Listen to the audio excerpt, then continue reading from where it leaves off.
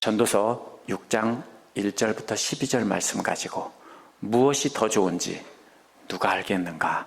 라는 제목으로 함께 은혜 나누고자 합니다. 전도서는 솔로몬이 늙어서 죽기 전에 인생을 돌아보면서 무엇이 가치 있는 삶인가 하는 것에 대해서 고민하며 후세에 남긴 글입니다. 근데 이것이 마치 오늘 말씀도 읽어서 알겠지만 토막토막 끊어지는 것 같이 느껴지는데요, 우리가 잘못 읽고 있는 것입니다. 이것은 전체가 하나가 이어지는 하나의 이야기입니다. 2019년 말에 코로나가 중국 우한에서 발생해서 온 세계에 다 퍼졌습니다. 하지만 아무리 온 세상에 구석구석 다 퍼졌다고 해도 모든 사람들이 다 걸리는 것은 아닙니다. 그러나 오늘 말씀에서 전도서 기록자가 말하는 전염병은 온 세상 모든 사람이 다 걸렸다는 말씀입니다. 전도서 기록자가 말하는 온 세상 모든 사람이 다 걸린 전염병은 탐욕입니다. 필요한 것이 충분히 채워져도 만족할 줄 모르고 끊임없이 새로운 것을 달라 하는 것이 인간의 속성이기 때문입니다. 그래서 미국 돈이 달러인지도 모르겠습니다. 이 말씀은 전도서 기록자인 솔로몬이 모든 것을 다 누려본 뒤에 말년에 깨닫고 한 말입니다. 자신도 그렇게 끊임없이 새로운 것을 달라 하며 살았는데 지나고 보니까 그것이 가장 비참한 삶이었다라는 것입니다. 이 말씀을 통해서 우리는 어떻게 하면 솔로몬처럼 비참한 삶을 살지 않고 남은 삶을, 금년 한 해를 슬기롭고 가치 있는 삶을 살아갈지 생각해 보도록 하겠습니다. 1절부터 6절은 즐길 줄 모르는 삶이 가장 비참한 삶이다라는 것입니다. 전도서 기록자가 세상에서 고통을 당하고 있는 것 한 가지를 본다고 했습니다. 세상이라는 말은요, 해 아래라는 뜻입니다. 해는 이 세상에 있는 모든 사람을 다 비춥니다. 그래서 온 세상 모든 사람에게 견디기 어려운 것 하나가 있다는 것입니다. 견디기가 힘들다는 말은요, 광범위하게 퍼져 있다는 뜻이고요, 마치 팬데믹처럼 온 세상 모든 사람에게 다 퍼져 있다는 뜻입니다. 그래서 온 세상 모든 사람에게 다 퍼져 있는 전염병과 같다는 뜻입니다. 온 세상 모든 사람들에게 다 퍼져 있는 전염병 한 가지를 보았다. 오늘날로 말로 쉽게 고치면 이런 뜻입니다. 전도자는 그러한 전염병에 걸린 한 사람을 예로 듭니다. 아마도 하나님께서 어떤 한 사람에게 부와 재산과 명예를 원하는 대로 다 주셨다는 겁니다. 개역개정에는 재물과 부요와 존귀라고 했습니다. 부나 재물로 번역한 말은 쉽게 말하면 돈이나 돈 대신 쓰이던 곡식이나 이런 것을 말하는 것입니다. 두 번째로 재산이나 부요로 번역된 것은 돈이 아니라 인장반지나 그 사람의 신분을 나타낼 수 있는 귀한 것, 왕이라면 왕관이라든지, 오늘날은 뭡니까? 사람들이 아주 값비싼 보석, 예를 들면 10kg짜리 반지를 꼈다. 그러면 저 사람은 부자군, 이런 것을 뜻하는 겁니다. 돈이 아니라 그 사람의 신분을 나타낼 수 있는 귀한 물건, 이것이 두 번째 것입니다. 세 번째는 명예나 존귀라는 말은 하나님께 쓰일 때는 영광이라는 뜻입니다. 그런데 사람들에게 쓰일 때는 많은 사람이 엎드려 경배하고 찬양하며 박수치는 그런 모습을 뜻하는 겁니다. 그렇다면 돈도 원하는 대로 다 갖고 높은 신분을 나타내는 그런 물건도 지니고 있고 모든 사람들이 다 엎드려서 박수갈채를 보내고 경배하는 사람은 아주 높은 왕을 뜻하는 겁니다. 고대에는 이 모든 것을 가진 자들이 다 독점했습니다. 그래서 이스라엘에서 최고의 부귀영화를 누렸던 솔로몬이 자기 이야기를 가지고 어떤 사람이 이런 모든 것을 다 받았다 이렇게 말하고 있는지 모릅니다. 하지만 문제가 생겼습니다. 그렇게 부족한 것 없이 다 주셨으면서도 그것을 즐기지 못하게 하시고라고 했기 때문입니다. 그런데 우리가 이 말을 오해하기 쉽습니다. 원어를 직역하면 하나님은 그것들로부터 먹을 능력을 주지 않으셨다, 이런 뜻입니다. 그러나 하나님께서 주시지 않은 것이 아닙니다. 5장 18절에서 20절에 보면 하나님께서 먹고 마시며 즐거워하며 행복하기를 바란다라고 하셨기 때문입니다. 하나님께서는 모두가 다 먹고 마시고 즐겁고 행복하게 감사와 찬양을 드리며 살기를 원하십니다. 그런데 하나님께서 이렇게 모든 것을 다 주셨는데도 탐욕 때문에 이 사람은 자신의 소유를 가지고 마음껏 먹고 마시며 즐거워할 능력을 갖지 못했던 것입니다. 그것이 바로 탐욕이라는 전염병 때문에 그렇게 많은 것을 갖고 있으면서도 즐기지 못하고 더 가지려고 욕심을 부리고 살았다는 것입니다. 그런데 하나님께서 그 마음을 강제로 바꿔서 즐겁고 행복하게 살도록 고쳐주지는 않으셨다라는 뜻입니다. 그것은 본인 스스로가 탐욕을 버리고 하나님께서 주신 것에 만족하며 살며 즐겨야 하는 것입니다. 어처구니 없는 것은 그것을 엉뚱한 사람들이 즐긴다는 것입니다. 자기가 그렇게 더 갖고 싶은 것을 다 누리지도 못하고 살다 죽었는데 엉뚱한 사람들이, 노력도 안 한 사람들이 그거를 즐긴다는 것입니다. 이것이 정말로 헛되고 비참하고 억울한 일이라고 말합니다. 앞에서는 세상 모든 것을 다 가졌어도 즐길 줄 모르는 불쌍한 사람이 등장했습니다. 그런데 이번에는 이러한 전염병에 걸린 또 다른 사람을 예로 듭니다. 한 사람이 자녀 100명을 낳고 오래 살았다고 하자, 그가 아무리 오래 살았다고 하더라도 그 재산으로 즐거움을 누리지 못하고 죽은 다음에 제대로 묻히지도 못한다면 차라리 태어날 때 죽어서 난 아이가 그 사람보다 낫다라는 겁니다. 자녀를 많이 두는 것은 우리가 오늘날 축복이 아니라고 생각하겠지만 고대 사람들에게는 가장 큰 축복입니다. 거기에다가 자손을 많이 낳고 오래 사는 것은 더 큰 축복입니다. 시편 128편에도 뭐라고 합니까? 자손, 아들, 딸 낳고 자손 대대로 보면서 그 땅에서 오래오래 살 것이다 라는 것이 축복의 내용이었습니다. 부와 존귀와 영광을 소유한 것보다 더 큰 축복은 자녀를 많이 낳고 자녀들과 함께 오래오래 사는 것입니다. 자녀를 100명 낳으려면 어떻게 해야 될까요? 혹시 100명 낳으실 수 있는 능력이 있습니까? 옛날에는 10명 이렇게 낳았다는 얘기는 들었습니다. 그러나 계속 낳아도 10명 이상 낳을 수는 없고 보통 평균 잡아서 8명 잡으면 많이 낳겠죠. 그것도 못 낳는 사람까지 따지면 8명도 안 됩니다. 그러면 부인을 한 15명 정도는 가져야, 그것도 잘해야 100명을 자녀를 얻을 수 있습니다. 누가 가능할까요?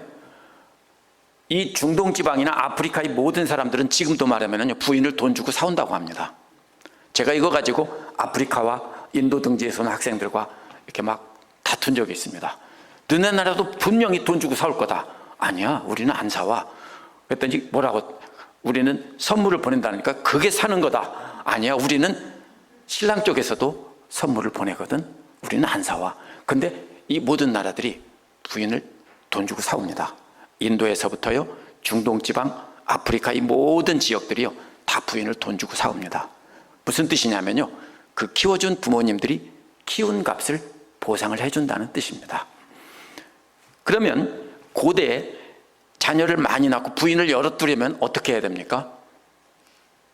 한 사람의 부인을 사오기에도 대부분은 벅차고요, 가난한 사람은 그것도 못합니다. 그런데 100명을 갖는다는 얘기는 엄청난 부자라는 뜻입니다. 누구만 가능하냐면요, 왕 빼놓고는 가능한 사람이 없습니다. 이 말은 바로 그런 뜻입니다. 역시 자기 이야기를 하고 있는 것입니다. 이 세 가지를, 그런데 아무리 돈이 많아도요, 자신이 불임이라면, 아무리 높은 신분이 있어도 불임이라면 부인을 100명 둔다고 해도 한 명도 못 낳겠죠. 오래 사는 것도 마찬가지입니다. 아무리 많은 것을 가져도 오래 사는 것은 자신이 할 수가 없습니다. 그래서 전도서 기록자인 솔로몬이 말하는 더 큰 축복은 세상 모든 부귀와 높은 신분과 또 존귀와 영광을 다 가졌어도 자녀를 많이 낳고 오래오래 사는 것이 더 큰 축복이라는 겁니다. 그런데 그런 사람도 죽어서 제대로 묻히지도 못하고 버려진다면, 들짐승, 날짐승의 밥이 된다면, 태어나지 않고 태어날 때 죽어서 태어난 아기가 훨씬 낫다라는 겁니다. 이게 어떤 상황입니까?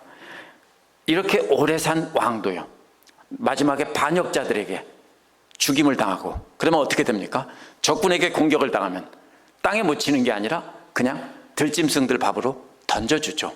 바로 그런 장면을 말하는 것입니다. 그러면 차라리 세상을 보지 못하고 인생이 무엇인지 알지 못하는 죽어서 태어난 아기가 훨씬 더 편안한 안식을 누린다는 것입니다. 이렇게 극단적인 비교를 한 이유는요, 탐욕스러운 삶이 얼마나 헛되고 미련하고 악한 것인가라는 것입니다. 우리가 인생을 다 잘 살았어도 마지막 삶이 비참하면 그보다 더 비참한 삶이 없다는 것입니다. 그렇게 살 바에는 천년을 2번 산다 해도 무슨 의미가 있냐는 겁니다. 하나님께서 주신 재산으로 즐기며 행복하게 살지 못하고 계속 더 가지려고 하면서 고통스러운 삶을 산다면 그게 무슨 의미가 있냐는 겁니다. 결국 둘 다 같은 곳으로 가지 않느냐는 겁니다. 결국 다 죽는다는 겁니다. 어떤 바보 같은 한 부자의 이야기인 것처럼 말하지만 솔로몬은 자기 이야기를 하고 있는 것입니다. 자신만 그런 것이 아니라 해 아래 사는 모든 인간들이 다 자기처럼 그런 삶을 살고 있다는 겁니다. 다만 그 크기가 다를 뿐이고요, 다 똑같다는 겁니다. 어느 한 사람도 예외가 없습니다. 다만 재물의 크기나 갖고자 하는 욕망의 크기가 다를 뿐 모두 다 똑같다는 겁니다. 다 전염병에 걸려서 재물에 찔리고 재물에 시키는 강제노동만 죽을 때까지 하다가 죽는다는 것입니다. 두 번째로 7절부터 9절은요, 어리석은 사람이나 지혜로운 사람이나 다 죽는다는 겁니다. 7절은 사람이 먹으려고 수고를 마다하지 않지만 이렇게 시작하는데요, 직역하면 모든 사람의 모든 수고는 그 입을 위한 것이다 라는 뜻입니다. 그 입은 누구의 입입니까? 앞에서 1000년을 2번 사는 사람의 입입니다. 그의 입이란 식욕으로 대표되는 인간의 탐욕을 상징적으로 말한 것입니다. 그의 입이란 일하는 사람의 입입니다. 죽도록 일을 해서 자기 입에 넣어주기 위해서 사는데, 탐욕을 채우기 위해서 죽도록 고생하는데, 문제는 식욕으로 대표되는 이 탐욕이 배부르다고 할 줄 모른다는 겁니다. 그래서 몸을 계속 고통스럽게 일만 하도록 시킨다는 것입니다. 그래서 죽을 때까지 강제노동에 시달리다가 죽는다는 겁니다. 배부르다고 할 줄 모르는 그의 입이란 또 사람이 죽어서 같은 곳으로 가는 스올의 입이라는 뜻일 수 있습니다. 스올이란 사람이 죽어서 가는 곳을 뜻합니다. 그렇게 탐욕을 따라 죽도록 일만 하는 사람들이 모두 다 스올의 입으로 들어간다, 이렇게 해석할 수 있는 말입니다. 그런데 그 스올의 입이 식욕이 계속 배고프다고 하면서 다 모든 사람들을 다 삼킨다는 뜻으로 해석할 수 있습니다. 이것이 무조건 맞다고 할 수 없습니다. 성경 해석자들은 2가지로 해석합니다. 그런데 이렇게 해석하면 6절과 연결이 되고, 그렇게 해석하지 않으면 뜬금없는 말이 됩니다. 6절 끝에서 뭐라고 했습니까? 그렇게 말했습니다. 6절 끝에 보면은요, 마침내 둘 다 같은 곳으로 간다. 그래서 그 식욕을 채울 길이 없다라는 것이 스올의 입을 채울 길이 없다, 이렇게 해석하면 6절과 잘 연결이 됩니다. 전도서 기록자는 한 걸음 더 나갑니다. 지금까지 말한 어리석은 사람과 비교할 때 슬기로운 사람이 어리석은 사람보다 나은 게 뭐냐는 겁니다. 이건 또 뭔 소리입니까? 그럼 어쩌라고요? 슬기로운 사람이란 전도서 5장 18절에서 20절에 나온 하나님께서 주신 것으로 만족하며 즐겁게 사는 사람입니다. 그런데 이번에는 그렇게 슬기롭게 사는 사람조차도 죽는다는 겁니다. 그러면 어리석은 사람과 슬기로운 사람의 차이가 뭐냐는 겁니다. 결국 다 스올의 배만 채워주는 존재가 아니냐. 그래서 슬기로운 사람이 어리석은 사람보다 나은 것이 뭐냐 묻고 있습니다. 도대체 무슨 얘기를 하려고 하는지 감을 잡을 수가 없습니다. 이러한 슬기로운 사람의 끝없는 탐욕을 채우기 위해 살아가는 어리석은 사람의 반대입니다. 솔로몬은 슬기로운 사람이 곧 가난한 사람이라고 말합니다. 그러면 이 사람은요, 진짜 가난한 사람이 아니라 슬기롭기 때문에 욕심을 버린 사람입니다. 가난한 사람은 세상 살아가는 법을 안다고 했는데요, 사람들을 뜻하는 생명들 앞에서 어떻게 행동해야 되는지 아는 사람이라는 뜻입니다. 이 사람은 탐욕이 헛되다는 걸 알고 욕심을 부리지 않고 사람들에게 베풀어주며 슬기롭게 즐겁게 살아가는 겁니다. 그런데 솔로몬이 뭐라고 말합니까? 그렇게 탐욕을 내려놓고 사람들에게 잘 해주며 가난하게 욕심을 부리지 않고 산다면 그게 밥 먹여주냐? 이런 소리입니다. 지혜롭게 사는 가난한 사람이나 소울의 패를 채워주는 것은 결국 탐욕을 따라 사는 사람이나 무슨 차이가 있느냐고 빈정거리는 투입니다. 이 질문에 답을 준 것이 9절입니다. 원어에서는 가지고 있는 것으로 만족하는 것이 욕심에 사로잡혀 헤매는 것보다 낫다는 말이 먼저 나옵니다. 눈으로 보고 있다라는 것은요, 그 사람이 눈으로 보고 있는 것이 바라는 것보다 낫다는 것입니다.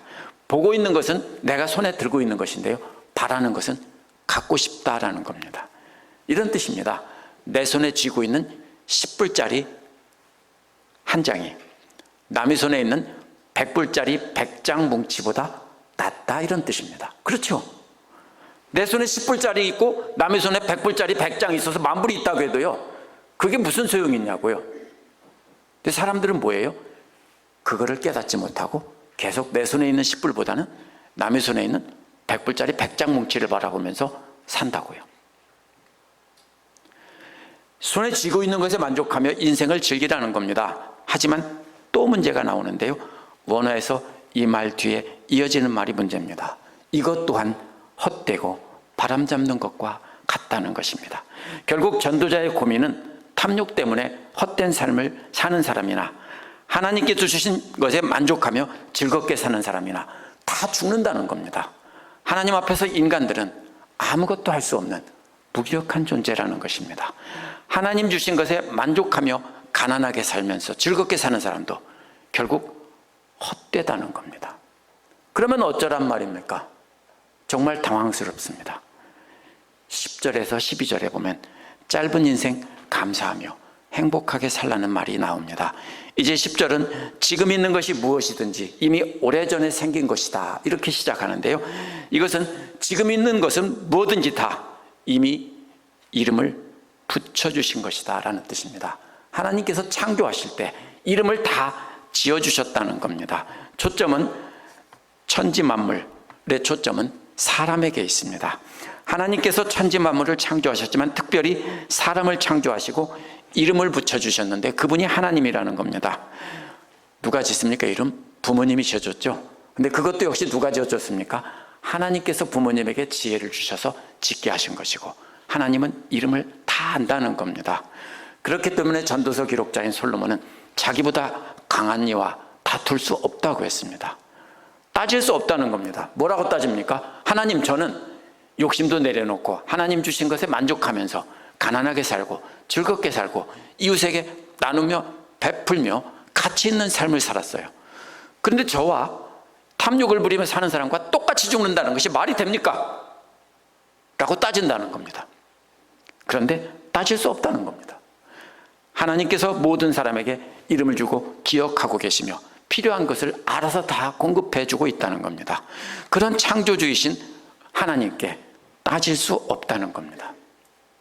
이거 무슨 뜻인지요? 끝까지 가봐야 답을 합니다. 우리 집에 있는 고양이나 집안에 있는 고양이나 길에 떠돌아다니는 길냥이들을 이렇게 밥을 주고 있는데요, 제 아내가 주는데 이름을 지어줬습니다. 제 아내가 이름을 불러준 뒤에는 그 다음에 각각의 고양이들을 다 알고 그들의 이름을 불러줍니다. 아내가 지어준 고양이들의 이름은 고양이들을 위한 것이라기보다는 제 아내를 위한 것입니다. 맞죠? 고양이들은 자기들이 이름이 어떻게 불리든 상관없습니다. 마찬가지로 하나님께서 우리에게 이름을 주신 것은 하나님께서 우리를 기억하기 위함입니다. 그래서 혹시라도 아픈 고양이가 있으면 걱정도 하고 약도 주면서 고양이들 이름 하나하나를 기억합니다. 하나님께서 우리의 이름을 지어주시고 우리 모두를 잘 알고 계시며 각자 이름을 다 불러주신다는 겁니다. 우리의 필요한 것도 다 아시고 공급해 주신다는 겁니다. 우리 이름은 부모님들이 지어줬지만 그 지혜도 하나님이 주셨기 때문에 하나님께서 우리 모두를 아시고 하나하나 이름을 불러가며 기억하고 다 알고 계신다는 겁니다.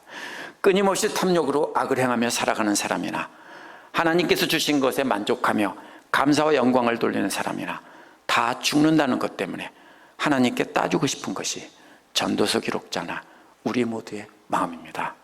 하나님 어쩌면 그럴 수 있습니까? 헛된 삶을 사는 악인들은 금방 죽게 하시고 저처럼 의로운 삶을 사는 사람은 영원히 살게, 아니면 최소한 200년 300년 살게 해주셔야 하는 거 아닌가요? 라고 따지고 싶은 것이 사람들의 마음입니다. 그러나 사람은 자신을 지으시고 이름을 불러주시고 잘 알고 계신 분과 따질 수 없다는 것입니다. 그런데도 주신 것에 만족하며 즐겁게 사는 사람은 계속 하나님께 따집니다. 그러자 뭐라고 말합니까? 말이 많으면 빈말이 많아진다. 많은 말이 이 사람에게 무슨 도움을 주는가? 이렇게 말합니다. 그렇게 많은 말로 하나님께 따지면 따질수록 헛된 것은 점점 더 많아진다는 뜻입니다. 가난하고 슬기롭게 사는 사람의 문제가 바로 여기에 있습니다. 탐욕을 버리고 하나님 뜻대로 살면서 탐욕스러운 사람과 자신을 비교하며 자신이 더 거룩하다고 생각하는 겁니다. 그러니 하나님께서는 자신을 그들과 다르게 대해줘야 한다고 생각하는 것입니다. 그런데 솔로몬은 그렇게 하나님께 따진다면 그것은 정말로 헛소리고 말 많으면 잔소리라는 겁니다. 그것은 부와 재산과 명예를 탐하는 것은 아니지만 자신이 갖고 있는 헛된 경건을 하나님 앞에서 자랑하는 것이기 때문입니다. 하나님 앞에서 그런 생각을 갖는 것은 아무 이득이 없다는 것입니다. 그러므로 하나님 앞에서 잠잠히 입을 다물라는 겁니다. 이어서 그림자처럼 지나가는 짧고 덧없는 삶을 살아가는 사람에게 무엇이 좋은지 누가 알겠는가? 라고 했습니다. 이 말씀을 제가 오늘 말씀의 주제로 삼았고요. 금년 안에 바로 표어로 삼았습니다. 하나님 앞에서 많은 말로 따지는 것은 정말로 쓸데없습니다. 왜냐하면 인생은 그림자처럼 휙 지나가 버립니다. 그림자처럼 지나가는 것이 무엇입니까? 저녁 때 한번 보십시오. 긴 땅 그림자가 얼마나 빨리 지나가서 사라지는지, 바로 그런 뜻입니다. 그렇게 따지는 것은 아까운 시간만 낭비하는 것입니다. 그냥 입 다물고 우리 모두에게 이름을 주시고 기억해 주시고 돌보신 것을 인정하고 감사하고 사는 것이 옳다는 겁니다. 휙 지나가 버리는 그림자 같은 존재인 주제에 우리를 지으신 창조주 하나님께 따지는 것은 정말 시간 낭비라는 겁니다.